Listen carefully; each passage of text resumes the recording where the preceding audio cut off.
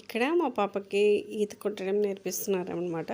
Without any safety precautions. అంటే వాళ్ళ బాబాయ్ వాళ్ళే పట్టుకొని నేర్పిస్తున్నారు. గట్టు దగ్గర స్టెప్స్ ఉన్నాయి. వాళ్ళకి ఈత వచ్చనమాట.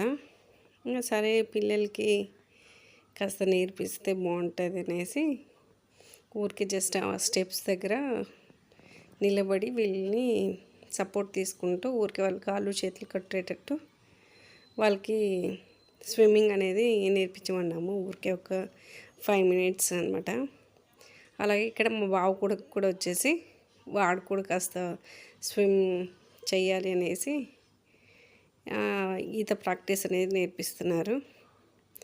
వాళ్ళు ఈత అంతా అయిపోయాక ఇక్కడ గజ ఈతగాళ్ళు వచ్చేసి స్విమ్ చేస్తున్నారనమాట.